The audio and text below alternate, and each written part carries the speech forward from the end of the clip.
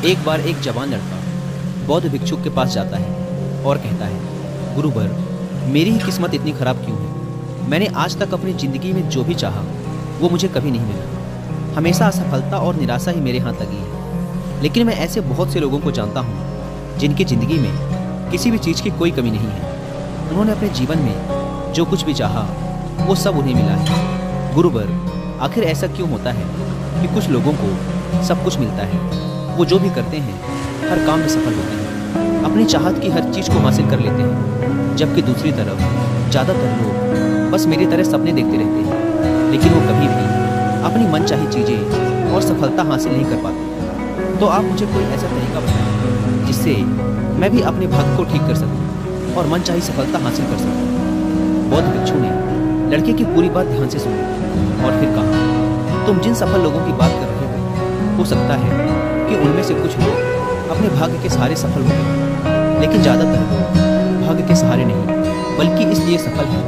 क्योंकि उन्होंने ये सफलता कमाई है। सफलता प्राप्त करने और लगातार सफल बने रहने के लिए इंसान के अंदर कुछ महत्वपूर्ण आदतों और एक विशिष्ट नज़रिए का होना बेहद आवश्यक है, जिसके बारे में आज मैं तुम्हें बताने जा रहा हूँ। बस मेरी पूरी बात को अंत तक ध्यान से सुनो। व्यक्ति ने कहा, जी गुरुवर, मैं आपकी पूरी बात को ध्यान से सुनूंगा। बौद्ध भिक्षु ने कहना शुरू किया, हम सही तरीके और शांत मन के साथ सोचकर जीवन में आने वाली हर चुनौती का समाधान खोज सकते हैं। हम सबको अपने शून्य की खोज करने का प्रयास करना चाहिए। शून्य को खोजने का अर्थ एक ऐसी मानसिक अवस्था को प्राप्त करने से है जहाँ प्रेम, अच्छा स्वास्थ्य, ध्यान और खुशियाँ हैं, जहाँ कोई रोग नहीं है, कोई द्वेष, कोई चिंता, कोई युद्ध नहीं है, बस है तो सिर्फ शांति और खुशी। अपने शून्य के नज़दीक पहुंचने के लिए हमें वो करते रहना चाहिए जो करना हम पसंद करते हैं। हमें हर रोज़ खुद से ये प्रश्न करना चाहिए कि क्या हम अपने लक्ष्य के प्रति पूरी ईमानदारी से मेहनत कर रहे हैं? क्या हम सकारात्मक और अच्छे विचार रखने वाले दोस्तों के साथ जुड़े हुए हैं? क्या हम अपने कर्तव्यों के प्रति ईमानदार हैं? क्या हम अपने खाली समय का सही से उपयोग कर रहे हैं? इस तरह के प्रश्न हमें सकारात्मक चिंतन करने के लिए मजबूर करते हैं और ये हमारे शून्य तक पहुँचने के सफ़र को और भी रोमांचक बना देते हैं, जिससे हम अपने लक्ष्य, आर्थिक स्थिति और खुशियों को निर्धारित कर सकते हैं। हमें हमेशा ऐसे लोगों के साथ रहने का प्रयास करना चाहिए जिनके लक्ष्य बड़े और जीवन मूल्य ऊंचे हों, क्योंकि ऐसे लोग हमें आगे बढ़ने के लिए प्रेरित करते हैं, हमारी सफलता में खुश होते हैं और हमें सही सलाह देते हैं। हमें हमेशा रचनात्मक सपने देखते रहना चाहिए और ऐसा हम इन 5 तरीकों से कर सकते हैं।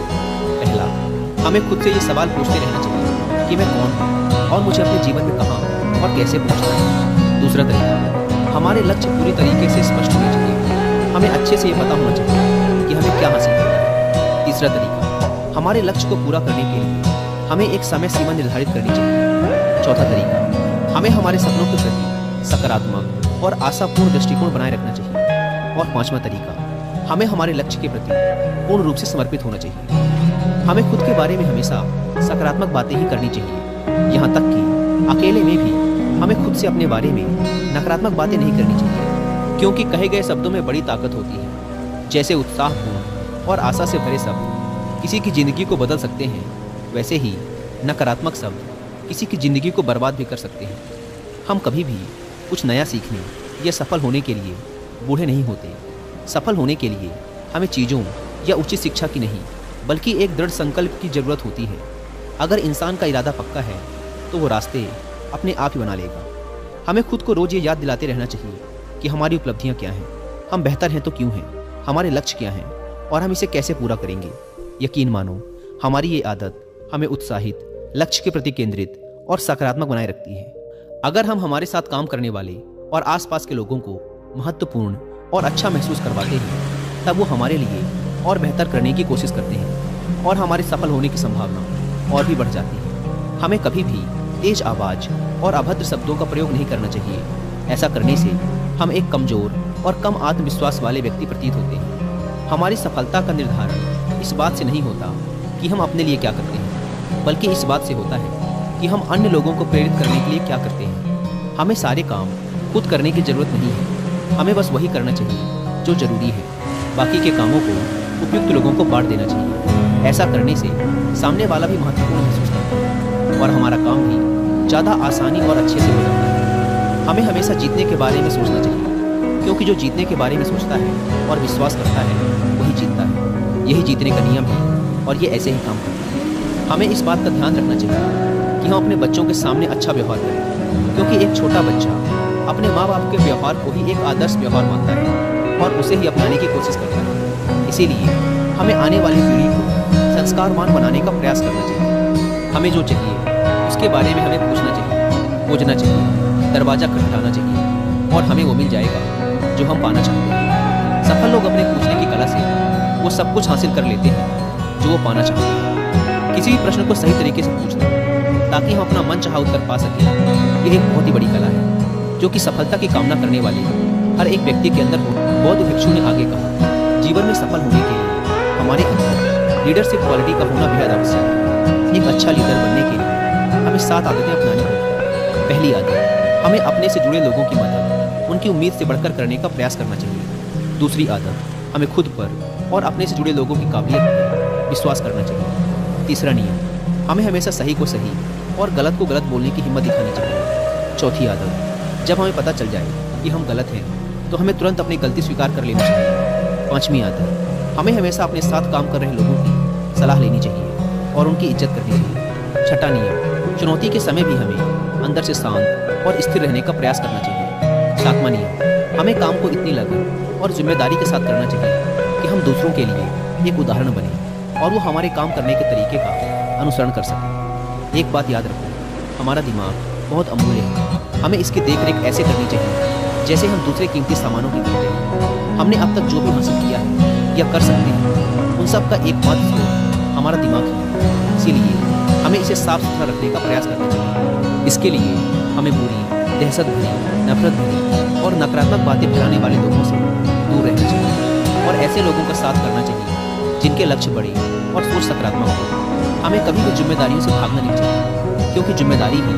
हमें एक मजबूत और अनुभवी इंसान बनाती है जो कि बाद में हमारी बड़ी सफलता का कारण बनती है। हमें हमारे काम के लिए उन लोगों से सलाह लेनी चाहिए जो पहले ही उस काम में सफल हो चुके हैं या उस क्षेत्र के जानकार हैं, न कि उन लोगों से जो असफल होकर लोगों के बीच उस काम के प्रति डर फैलाते रहते हैं। हमें हमारे अतीत, वर्तमान और आसपास के लोगों के बारे में हमेशा अच्छा ही बोलना चाहिए और अगर हम किसी के बारे में अच्छा नहीं बोल सकते तो हमें चुप रहना चाहिए। हमें कुछ पाने के लिए उससे ज़्यादा देने के लिए तैयार रहना चाहिए। हमें दूसरों के साथ भी वैसा ही व्यवहार करना चाहिए जैसा हम चाहते हैं कि वो हमारे साथ करें। हमें बिना उनसे कोई उम्मीद रखे लोगों की सहायता करने का प्रयास करना चाहिए और उस ब्रह्मांडी शक्ति का धन्यवाद अदा करना चाहिए कि उसने हमें मदद करने के लायक बनाया। ऐसा करने से हम अंदर से खुश और अपने काम के प्रति उत्साहित महसूस करते हैं। हमें लोगों को उपहार देने की कला आनी चाहिए। हम सही तरीके से उपहार देकर किसी का भी दिल जीत सकते हैं। उपहार देने के कुछ तरीके हैं जिनके बारे में हमें पता होना चाहिए। फूलों के गुच्छे, महंगे सामान, फलों से भरी टोकरी जैसे उपहारों से भी ज़्यादा अगर कुछ सामने वाले के दिल को छूता है तो वो है हमारे अमूर्त उपहार। जैसे हमारे किसी अपने के पास जाकर उनके साथ थोड़ा समय बिताना, किसी बीमार दोस्त के घर जाकर उसका हालचाल पूछना, हमारी सहायता करने वाले लोगों का सार्वजनिक रूप से धन्यवाद अदा करना इत्यादि। हमें किसी को उपहार देने से पहले उस उपहार को उस व्यक्ति के अनुरूप बनाने का प्रयास करना चाहिए जिसे हम उपहार देने वाले हैं। हमें उपहार देते समय उसकी कीमत पर नहीं, बल्कि उपहार लेने वाले का उस उपहार के साथ भावनात्मक लगाव बढ़ाने पर ध्यान देना चाहिए। अगर हम किसी को उपहार तब देते हैं जब सामने वाले को उसकी उम्मीद ही न हो तो उपहार की कीमत अमूल्य हो जाती है। हमें उपहार देते समय उसे थोड़ा सजा के देना चाहिए, जैसे एक व्यक्तिगत पत्र या फूल के साथ। हमें हमारे साथ काम कर रहे लोगों के विचार, अच्छे सुझावों और उनकी बुद्धिमत्ता की प्रशंसा करनी चाहिए। उन्हें काम से जुड़े मुद्दों पर निर्णय लेने के लिए प्रोत्साहित करते रहना चाहिए। ऐसा करके हम उनके मनोबल को बढ़ाते हैं और वो खुद को महत्वपूर्ण, उपयोगी व आवश्यक महसूस करते हैं और हमारे प्रति उनका विश्वास और भी बढ़ जाता है। हम दूसरों पर अपना सकारात्मक प्रभाव उनके मन और आत्मा को सही पोषण देकर आसानी से बना सकते हैं और ऐसा हम उनकी सुंदरता, पहनावे, कामयाबी, घर के सामानों आदि की सच्ची प्रशंसा करके और उनके घर परिवार के बारे में बातचीत करके कर सकते हैं। जब हम किसी को बोलने के लिए प्रोत्साहित करते हैं और उन्हें ध्यान से सुनते हैं, फिर चाहे वो अपनी सफलता के बारे में बता रहे हैं या अपनी समस्याओं के बारे में, हमारा उनको ध्यान से सुनना उन्हें अच्छा महसूस करवाता है और ऐसा करके हम उनका विश्वास और समर्थन दोनों जीत सकते हैं। हमारी लोगों को ध्यान से सुनने की आदत हमें उनकी नज़रों में प्रभावी और गंभीर व्यक्ति बनाती है। हमारी हो रही बुराई इस बात का प्रतीक है कि हम आगे बढ़ रहे हैं और जब हम पलटकर अपनी बुराई का जवाब नहीं देते तो हम उसके नकारात्मक प्रभाव को वहीं निष्क्रिय कर देते हैं। श्रेय और तारीफ मिले ना, हमें अपना सर्वश्रेष्ठ देते रहना चाहिए। अभी हमारे काम का श्रेय भले ही कोई और लेता रहे, लेकिन सही समय हमें हमारे काम का पुरस्कार दिलवा ही देता है। जो लोग हमारे बारे में गलत बोलते हैं और हमारे काम का श्रेय लेने की कोशिश करते हैं, हमें उनसे बदला लेने के बारे में सोचकर अपना समय बर्बाद नहीं करना चाहिए, बल्कि उन पर दया करके और उन्हें बीमार समझकर त्याग देना चाहिए। अगर हमारे अंदर करिश्मा है और हम अपने जवान के पक्के हैं, तो हमें सफल होने से कोई नहीं रोक सकता। करिश्मा एक दैवीय रूप से प्राप्त शक्ति को कहा जाता है, लेकिन आम जिंदगी में करिश्मा एक ऐसा व्यक्तिगत गुण है जो एक व्यक्ति को दूसरे व्यक्ति पर अधिकार देता है।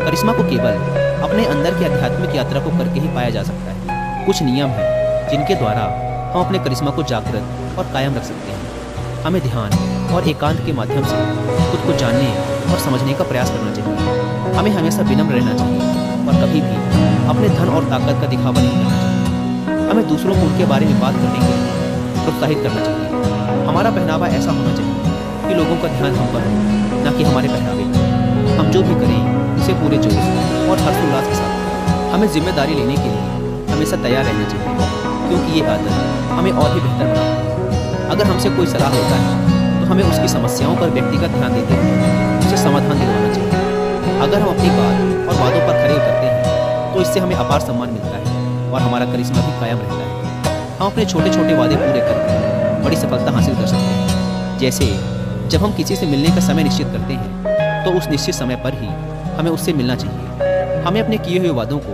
हर हाल में पूरा करने का प्रयास करना चाहिए। अगर किसी ने अपनी समस्या या मजबूरी हमसे साझा की है तो हमें उसकी बातों को गुप्त रखना चाहिए। ऐसा करके हम सामने वाले का विश्वास जीतते हैं और साथ ही हमें अपने से जुड़े लोगों के साथ हमेशा ईमानदार रहना चाहिए। हमारी सफलता का निर्धारण इस बात पर निर्भर करता है कि हम अपना समय कैसे और किन लोगों के साथ बिताते हैं।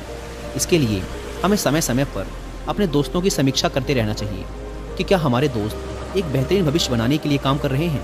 क्या वो हमें सही और सकारात्मक सुझाव देते हैं। क्या वो कठिन समय में हमारी मदद करते हैं। कहीं वो सिर्फ शिकायत करने वालों में से तो नहीं है।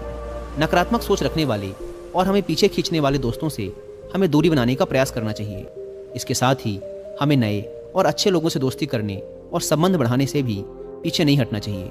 हमें धैर्य के महत्व को भी समझना चाहिए, क्योंकि बड़े और महत्वपूर्ण लक्ष्यों को पूरा करने में समय लगता है। इसीलिए हमें हर रोज अपने लक्ष्य के लिए एक एक कदम बढ़ाते रहना चाहिए। लगातार धैर्य के साथ काम करने वाले न केवल अपने लिए बल्कि आने वाली पीढ़ी के लिए भी निर्माण करते हैं। जब हमें लगे कि हमारा काम पूरा हो चुका है, तब हमें उस काम में लगे वक्त का 10% समय और लगाना चाहिए, उस काम में हुई गलतियों को कम करने के लिए। ऐसा करने से हमारा अपने काम के प्रति समर्पण बढ़ता है। हमें इस बात का ध्यान रखना चाहिए कि धन हम पर नियंत्रण ना करे। हमें अपने कमाए धन का कुछ हिस्सा दूसरों की मदद में लगाना चाहिए, क्योंकि दान करने से धन की शुद्धि होती है और मन की शांति बढ़ती है। हमें सफलता के शिखर तक पहुंचने में बहुत समय लगता है, लेकिन वहां से नीचे गिरने में ज़्यादा समय नहीं लगता। इसीलिए सफलता को कभी भी अपने सर पर नहीं चढ़ाना चाहिए। हमें अपने चरित्र का अच्छा उदाहरण समाज में पेश करना चाहिए, ताकि लोग उसका अनुसरण कर सकें। जिंदगी में सीखना बंद ना करने के लिए हमें एक बच्चे की तरह सोचना चाहिए, क्योंकि अपनी उत्सुकता के कारण